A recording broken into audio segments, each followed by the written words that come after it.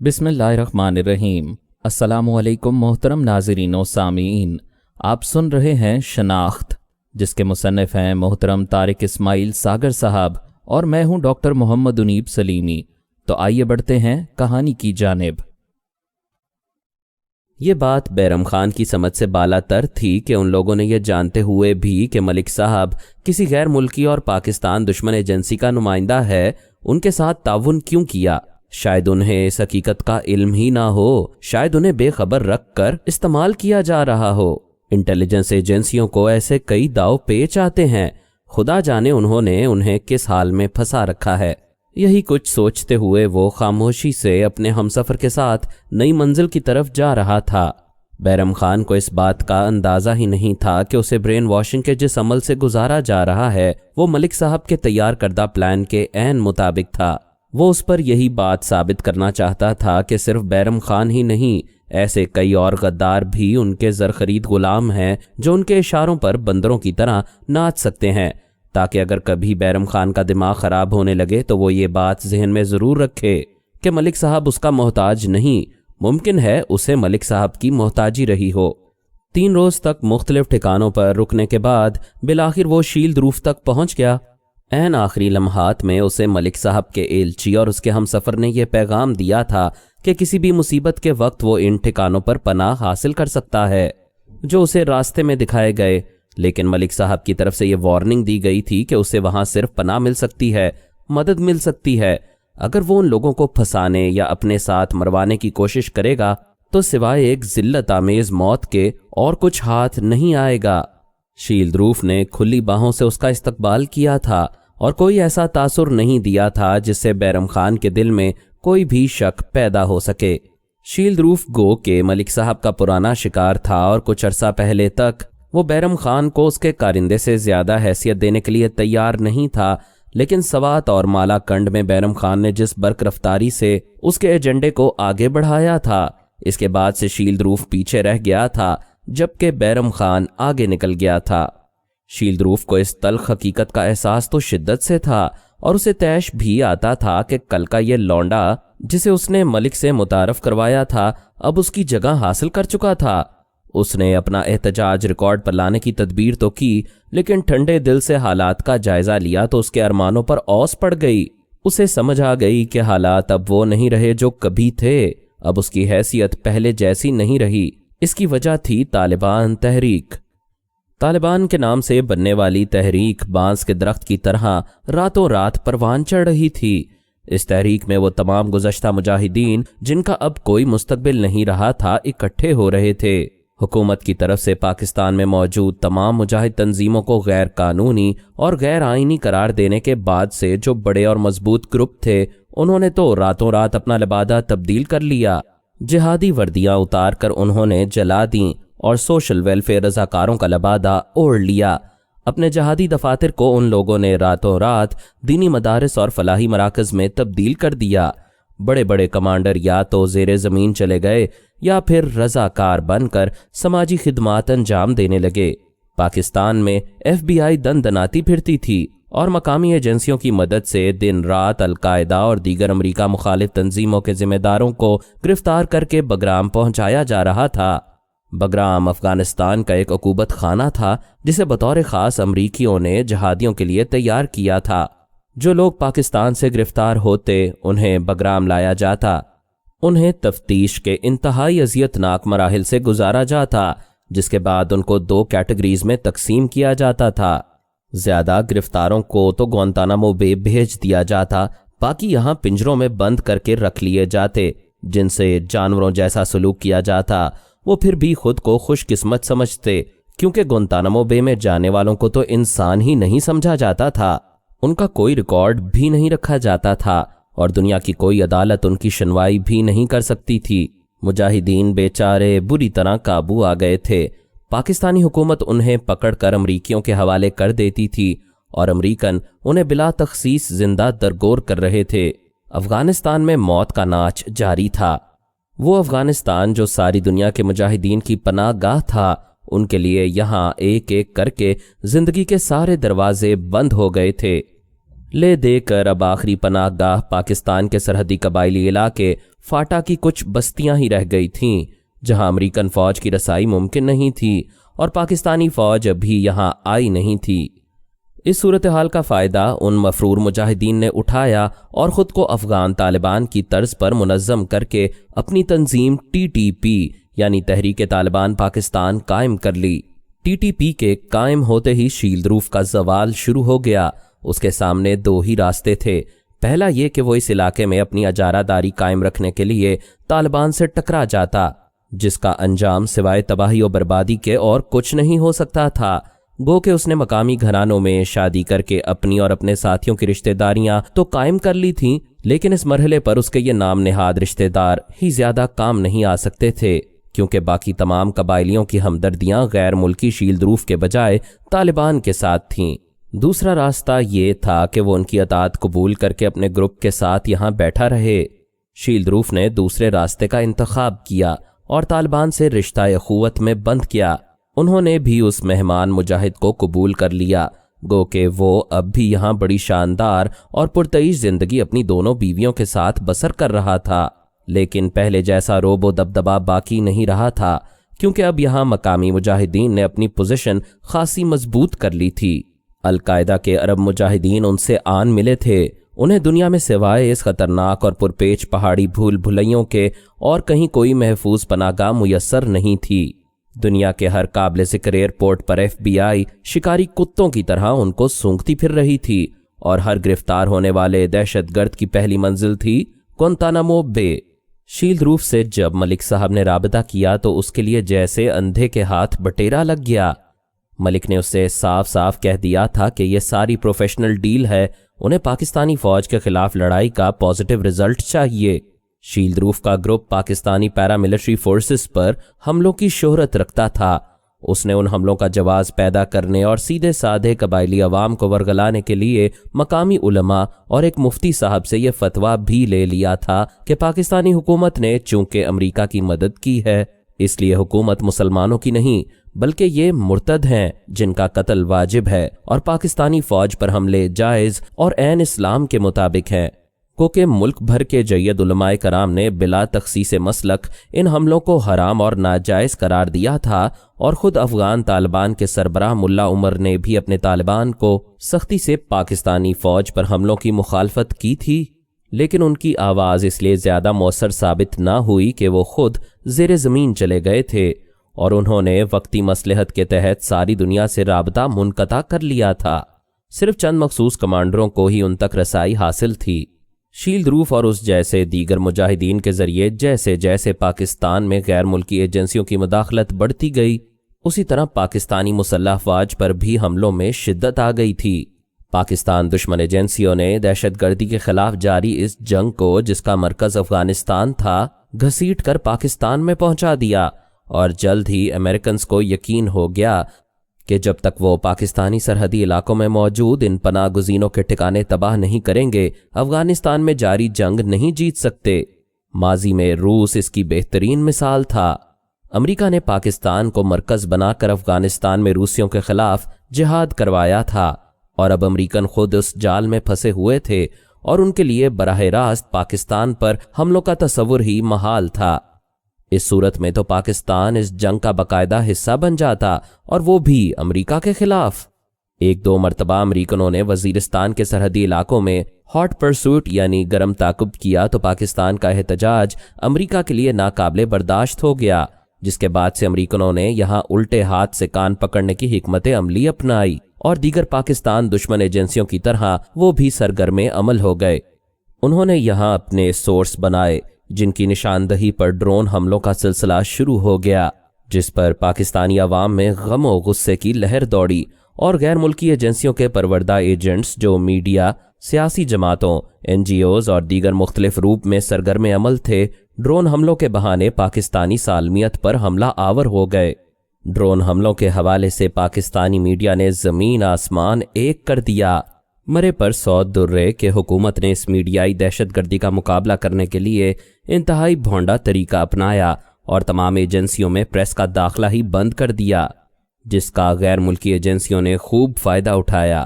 اب پاکستانی میڈیا میں ڈرون حملوں کے حوالے سے جو خبریں آتیں ان میں مجموعی تباہ کاری کی ایسی بھیانک تصویر کھینچی جاتی کہ کوئی بھی درد دل رکھنے والا پاکستانی تڑپے بغیر نہ رہتا۔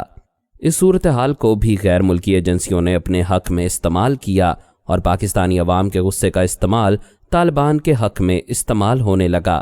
بڑے سمجھدار اور باہوش پاکستانی طالبان کے حمایتی بننے لگے۔ پاکستانی دشمن انٹیلیجنس ایجنسیوں کا کمال یہ تھا کہ انہوں نے اس مسئلے کو اس بری طرح الجھایا کہ علماء کرام کو بھی تقسیم کر کے رکھ دیا۔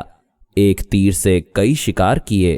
ایک طرف اگر فوج کے خلاف نفرت بڑھائی تو دوسری طرف پاکستان میں مذہبی منافرت کی چنگاری کو بھڑکا کر دہکتی آگ میں تبدیل کیا، اور اس آگ کا ایندھن بے گناہ، بے بس، بے چارے مسلمان پاکستانی بننے لگے۔ طالبان نے انہیں مرتد جان کر قتل عام بذریعہ دھماکے اور انسانی بم شروع کر دیا، اور متشدد مذہبی فرقہ بازوں نے نظریات کی جنگ بھڑکا کر ایک دوسرے کی جان لینا شروع کر دی۔ اس تحریک نے انتہائی خطرناک رخ تب اختیار کیا جب انہیں اپنے آقاؤں کی طرف سے یہ لائن ملی کہ مخالف فرقے کی اہم شخصیات کی ٹارگٹ کلنگ کرو۔ انہوں نے بے رحمی سے بہترین ڈاکٹرز، وکلاء، سرکاری افسران اور دیگر اہم معاشرتی شخصیات کو چن چن کر مارنا شروع کر دیا۔ چونکہ مومن اللہ کی دی ہوئی بصیرت سے سوچتا ہے، اس لیے ان مجاہدین میں وہ جینون لوگ جو صرف جہاد، اور وہ بھی امریکہ کے خلاف جہاد کا نظریہ لے کر شامل ہوئے تھے، جب انہوں نے دیکھا کہ ان کے کمانڈر صاحبان امریکنوں سے جہاد کی بجائے ان سے ڈالرز اور اسلحہ لے کر پاکستانی سیکیورٹی ایجنسیوں کے خلاف جہاد شروع کر چکے ہیں، تو وہ سراپا احتجاج ہوئے۔ کچھ تو اس نام نہاد جہاد سے جان چھڑا کر بھاگے اور ایجنسیوں کے ہتھے چڑھ گئے۔ کچھ نے ویلفیئر تنظیموں کی آڑ میں خود کو چھپا لیا، کچھ تبلیغ پر نکل گئے، لیکن زیادہ تعداد ان کی تھی جنہیں ان کے ساتھیوں نے اپنے عظیم مقصد سے بغاوت کے جرم میں مار ڈالا۔ اس صورتحال کو بھی پاکستان دشمن ایجنسیوں نے بڑی خوبصورتی سے اپنے حق میں استعمال کیا۔ مقامی این جی اوز، خصوصاً خواتین این جی اوز کی وہ محترم خواتین جو اس سے پہلے صرف خواتین کے خلاف ریپ کے کیسوں میں نوٹ چھاپا کرتی تھیں، انہیں مسنگ پرسنز نعرہ دے کر میدان لگا دیا۔ یہ خواتین بڑے کھلے صبح کی مالک تھیں اور ہر اینکر سے بے تکلف ہو کر اس بیچارے کو خوش فہمی کا شکار بنانا ان کے بائیں ہاتھ کا کھیل تھا۔ اینکرز کی تازہ کھیپ جو چینلز میں پہنچی تھی کی غایت تعداد ممی ڈیڈی قسم کے گھرانوں سے تھی۔ یہ لوگ جدید اتوار کے عادی اور خاصے لبرل تھے جنہوں نے ان خواتین کو ہاتھوں ہاتھ لیا۔ بعد میں وہ انہی کے ذریعے غیر ملکی سفارتکاروں سے متعارف ہونے اور اپنی لائن سیدھی کر لیتے۔ ولید نے کیپٹن کے رینکس لگانے کے چند روز بعد ہی کمانڈو کورس کیا تھا۔ اس دوران اسے کمانڈوز کے ساتھ بڑی جان لیوا مشقوں سے گزرنا پڑا۔ چونکہ ابھی اکیڈمی کی تربیت کا اثر باقی تھا، اس لیے یہ مراحل اس نے آسانی سے طے کر لیے، اور اب وہ پیرا ٹروپر لینڈنگ کورس کرنے کے لیے جا رہا تھا۔ اس کا انتخاب پیرا شوٹنگ ٹریننگ ونگ PTW کے کرنل صاحب نے کیا تھا۔ اس کورس کی تکمیل پر اس کے یونیفارم کے کونے میں ایک خوبصورت ونگ کا اضافہ ہو سکتا تھا۔ جانے کب سے وہ اس کا آرزو مند تھا۔ ایک مرتبہ پھر وہ کیپٹن سے کیڈٹ بن گیا تھا۔ اسے اپنا اکیڈمی کا زمانہ یاد آ گیا جب وہ اسی طرح ایک روز کاکول اکیڈمی کے باہر کھڑا تھا۔ آج بھی وہ ایک رکشے میں اپنا سامان ٹھونس کر یہاں تک پہنچا تھا۔ رکشہ اسکول کے صدر دروازے پر رکا۔ ایک باوقار نوجوان کمانڈو نے اس کا استقبال کیا۔ حیرت انگیز طور پر اس نے کیپٹن ولید سے صرف مصافحہ کیا تھا اور اسے بتایا کہ مین گیٹ میں داخل ہونے کے بعد بیرک نمبر 1 میں اس کا بندوبست کیا گیا ہے۔ میرا نام کیپٹن ولید ہے۔ جی سر، میں نے عرض کیا نا آپ کا بندوبست بیرک نمبر 1 میں ہے۔ اس نے کیپٹن ولید کی اگلی بات سننے سے پہلے ہی اسے باور کروا دیا کہ یہاں بھی وہ خود کو آفیسر کی بجائے کیڈٹ ہی سمجھے۔ اس نے اپنے شعبے کی تصدیق کے لیے اگلا سوال کیا، دوسرے آفیسرز کہاں ملیں گے؟ سر، تمام لوگ وہیں بیرک میں موجود ہیں۔ دوسری طرف سے ملنے والے جواب نے اس کی مکمل تسلی کروا دی، اور وہ اس جوان سے اجازت لے کر جو سویلین ڈریس میں تھا بیرک تک رکشے سے گیا، جہاں اس نے اپنا سامان فوراً اتارا۔ اسے رکشے سے اترتا دیکھ کر کچھ آفیسر اس کی طرف لپکے۔ بعد میں تعارف ہونے پر اس نے اپنے دماغ پر فوراً برف کی سیل جما لی۔ ان میں 5 کپتان، 5 میجر اور 2 کرنل صاحبان تھے، لیکن یہاں کیڈٹس کے روپ میں ہی دکھائی دے رہے تھے۔ ولید کو فوراً سمجھ آ گئی کہ یہ بھی دوسری اکیڈمی ہی ہے، لیکن یہاں کا ماحول کاکول کی طرح شاعرانہ نہیں بلکہ خاصا عاجزانہ تھا۔ بیرک میں داخل ہو کر اسے دوسری جنگ عظیم پر بنی ہالی ووڈ کی فلمیں یاد آ گئیں۔ ایسی بیرکیں عموماً ان فلموں میں دکھائی دیا کرتی تھیں، دیواروں میں اونچی اونچی کھڑکیاں جہاں تک عام حالات میں ہاتھ کی رسائی ہی ممکن نہ تھی، تاکہ انہیں نہ کوئی اپنی مرضی سے کھول سکے نہ اپنی مرضی سے بند کر سکے۔ لوہے کی تاروں سے بنی چارپائیاں جن پر گرے اور سفید بے داغ چادریں پڑی تھیں، سامان انہیں چارپائی کے نیچے ہی رکھنا تھا، البتہ دیوار کے ساتھ ایک کھونٹی ان کی حالت پر ترس کھاتے ہوئے ضرور نصب کی گئی تھی تاکہ وہ یہاں اپنے کپڑے ٹانگ لیا کریں۔ تولیہ عموماً چارپائی ہی کی پائنتی پر سکھایا جاتا تھا۔ ولید نے کھڑکی کے نزدیک دھری چارپائی پر قبضہ جمایا اور یہ دیکھ کر حیران رہ گیا کہ انہیں رہنمائی بھی ایک دوسرے ہی سے لینی پڑتی تھی۔ سفر کی تھکان اتارنے کے لیے اسے باتھ روم جانا تھا، جس کا ایڈریس اس نے اپنے ایک ہم منصب سے پوچھا۔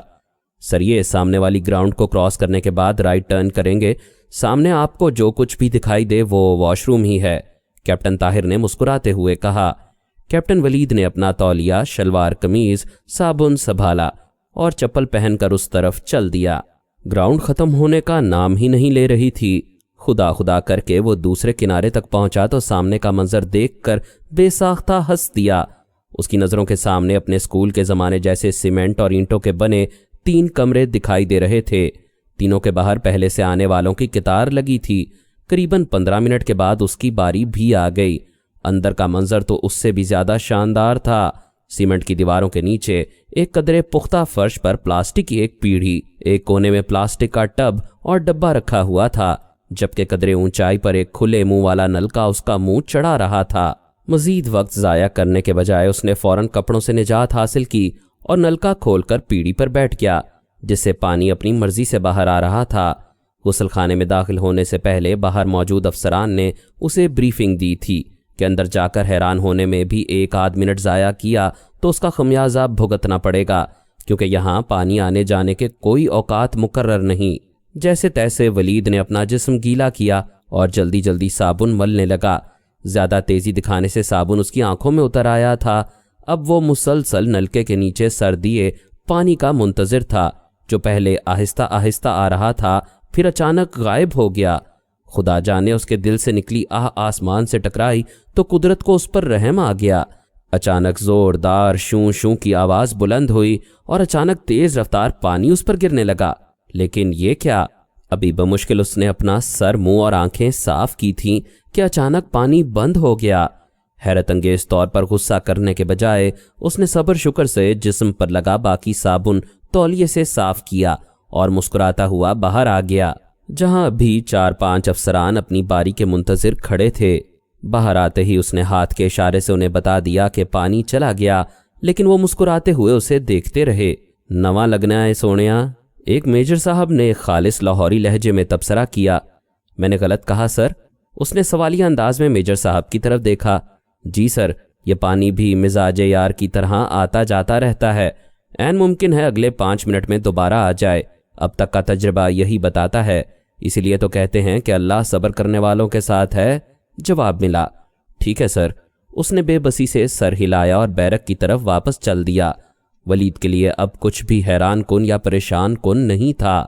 اگلے روز اسے علم ہوا کہ یہاں ہوائج ضروریہ کے لیے بھی لائن میں لگنا پڑتا ہے، خواہ اس کے نتائج کتنے ہی بھیانک کیوں نہ ہوں۔ کھانے کے لیے البتہ میس کا اہتمام کیا گیا تھا، لیکن میس یہاں سے کافی دور اور مخصوص اوقات کے لیے کھلتا تھا۔ رات ولید نے پیرا جمپنگ کے خواب دیکھتے گزاری۔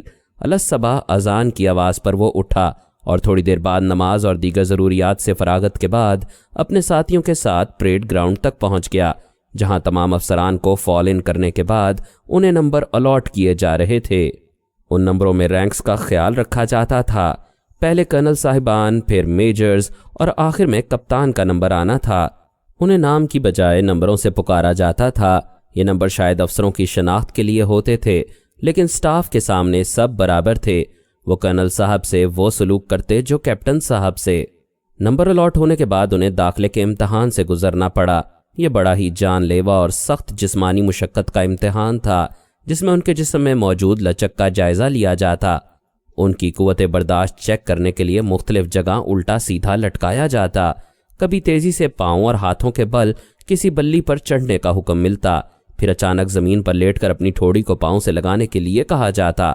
ولید نے یہ تمام مراحل کامیابی سے اس لیے بھی طے کر لیے کہ اس نے ابھی تک اپنی روزانہ فٹنس برقرار رکھنے کی عادت اپنائی ہوئی تھی، اور یوں بھی وہ جن خطرناک پہاڑی گھاٹیوں پر خدمات انجام دے رہا تھا وہاں چیتے کی سی پھرتی، طاقت اور ہوشیاری درکار تھی۔ جن افسران کا انتخاب ہوا انہیں ایک جگہ جمع کرنے کے بعد اسکول کمانڈنٹ نے انہیں بریفنگ دی، جس میں ان کا تعارف یہاں موجود سٹاف سے کرواتے ہوئے ان کا تعارف کچھ اس طرح کروایا تھا کہ شریر بدن والے یہ پھرتیلے سٹاف ولید کے نزدیک مافوق الفطرت ہستیوں کا درجہ اختیار کر گئے۔ کسی نے 100 سے زیادہ پیرا جمپنگ کی ہوئی تھی، کوئی ہزاروں فٹ کی بلندی سے پیراشوٹ کھولے بغیر صرف چند 100 فٹ پر پیراشوٹ کھولنے کا ماہر، اور کوئی جمپ کرنے کے بعد محض 2-2.5 منٹ میں دوبارہ پیراشوٹ زیب تن کر کے دوبارہ جمپ کے لیے تیار ہو سکتا تھا۔ سب سے پہلے ان کا تعارف اس مکمل سامان سے کروایا جاتا جو کسی بھی پیرا ٹروپر کو اپنے جسم پر سجانا پڑتا تھا۔ یہ سامان جو تصویروں میں تو بڑا خوبصورت دکھائی دیتا ہے، اچھا خاصا وزنی اور حساس نوعیت کا تھا۔ انہیں اس بات کا احساس پہلے ہی دن کروا دیا گیا تھا کہ عام حالات میں ہونے والی کسی بھی عسکری کارروائی کے دوران وہ بدترین حالات کا شکار ہونے کے بعد بھی زندہ بچنے کے چانسز رکھتے ہیں، لیکن یہاں معاملہ ذرا مختلف ہے۔ پیرا جمپنگ کے دوران پہنے ہوئے لباس میں معمولی سی بے قاعدگی انہیں زندگی کے بوجھ سے بے نیاز کر سکتی تھی۔ پیراشوٹ کھلنے میں معمولی سی غفلت یا لینڈنگ کے دوران ذرا سی بے احتیاطی سے وہ دشمن کے لیے پانی پر بیٹھی بطخ ثابت ہو سکتے تھے۔ ہوائی جہاز سے فضاؤں میں تیرنے کی باری تو کورس کے آخری دنوں میں آتی ہے، اور اس مرحلے تک پہنچتے پہنچتے کچھ یوں مختلف وجوہات کی بنا پر اسکول سے رخصت کر دیے جاتے ہیں، لیکن تمام طلباء پر پہلے دن سے لازم کر دیا جاتا ہے کہ جب کبھی ان سے پوچھا جائے کہ تم کون ہو تو پھیپھڑوں کی تمام تر قوت صرف کرتے ہوئے انہیں چلانا ہوگا، ہوا بردوش۔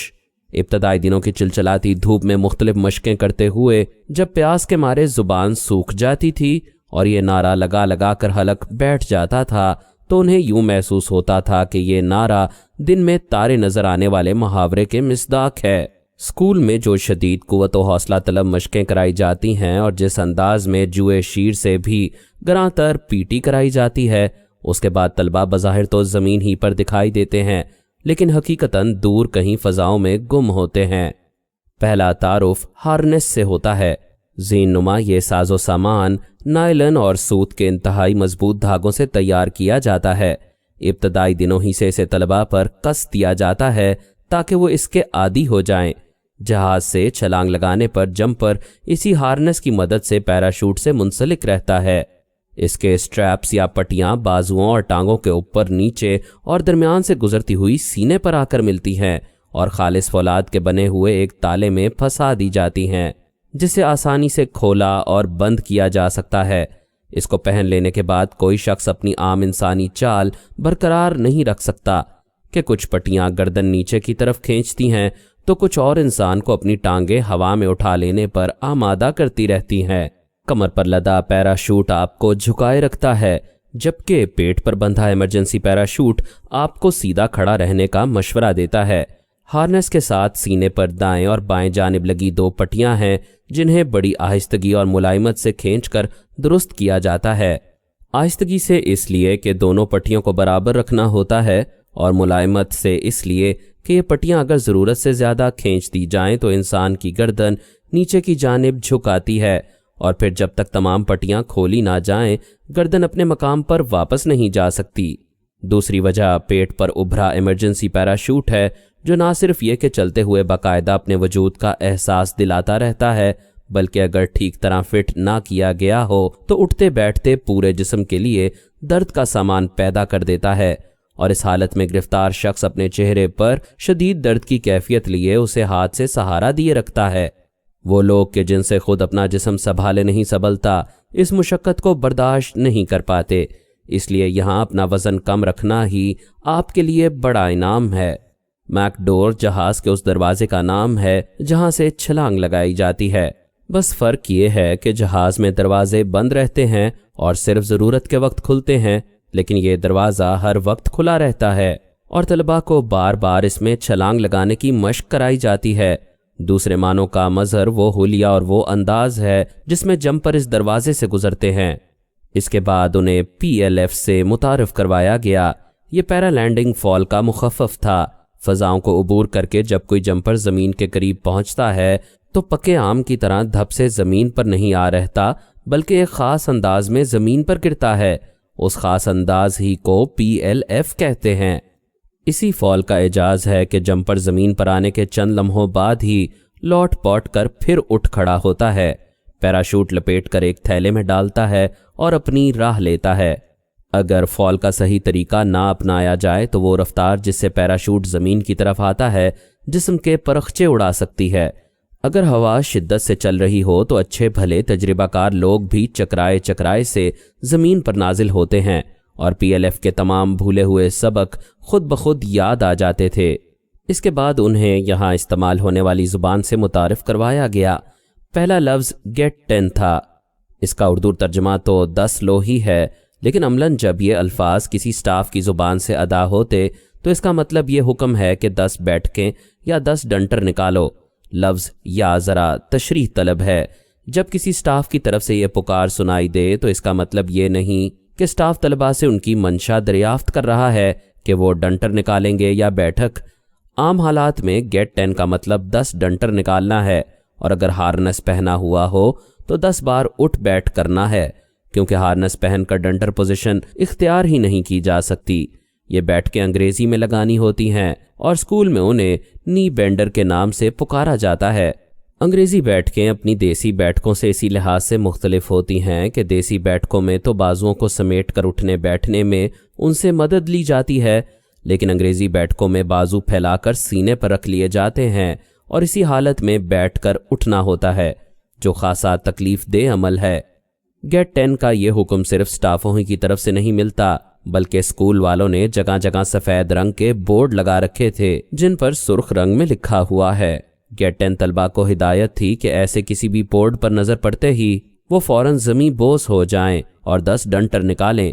اس قسم کا ایک بورڈ اسکول کے صدر دروازے سے اندر داخل ہوتے ہی لگا ہوا تھا۔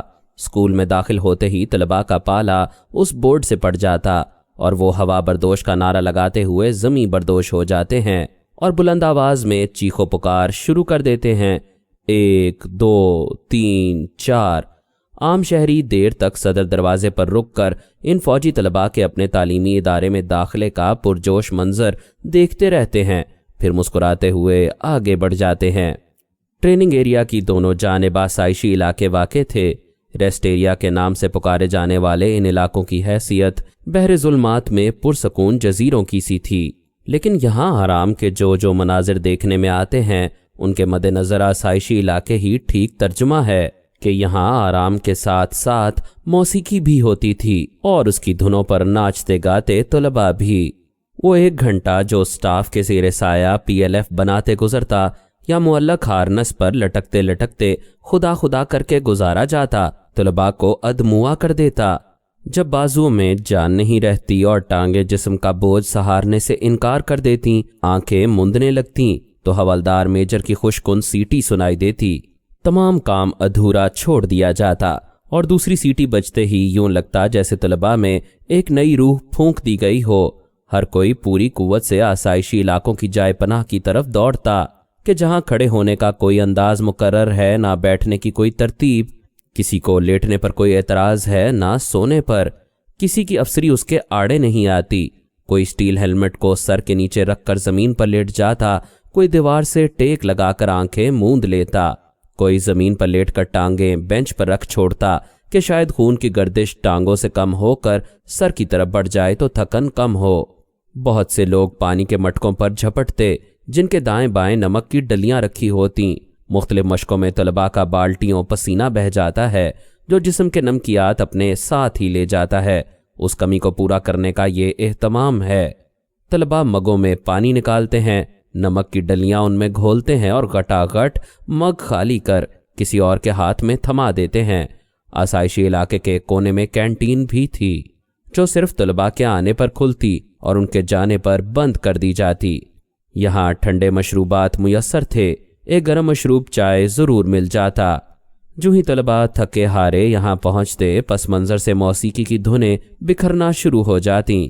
شروع میں تو لوگوں کے انگ انگ سے درد کی ٹیسیں اٹھنے لگتیں، لیکن وقت کے ساتھ ساتھ جب ڈھیلے جسم کس چکتے ہیں، فالتو چربی پگھل جاتی ہے اور درد سے کراہتے مریضوں کا ہجوم ہنستے گاتے ساتھیوں میں بدل جاتا تو موسیقی کی دھنوں پر پیر تھرکتے، گیتوں کے مصروں پر نعرے بلند ہوتے، نیند آنکھوں سے پھل جھڑی بن کر جھڑ جاتی اور تمام تھکن دور ہو جاتی۔ آرام کا وقفہ ختم ہونے کی پہلی سیٹی سنائی دیتی تو کوئی حوالدار میجر کی گھڑی کسی ٹرک کے نیچے رکھنے کا مشورہ دیتا، کوئی چائے کے ادھورے کپ کو سڑاپ سڑاپ حلق کے نیچے اتارتا۔ دوسری سیٹی ہوتے ہی سب لوگ ہوا بردوش کا نعرہ لگاتے ہوئے پھر تربیتی میدان کی طرف لپکتے، جہاں پہلے سے منتظر سٹاف ان کا استقبال گیٹ 10 کے نعروں سے کرتے۔ مزید اقساط سننے کے لیے ہمارے چینل کو سبسکرائب کریں اور بیل آئیکن کو کلک کریں تاکہ آپ کو ہماری ہر آنے والی نئی ویڈیو کی نوٹیفیکیشن ملتی رہے۔ ہماری ویڈیوز کو لائک اور شیئر کریں اور کمنٹ سیکشن میں ہمیں اپنی رائے سے آگاہ کرتے رہیں۔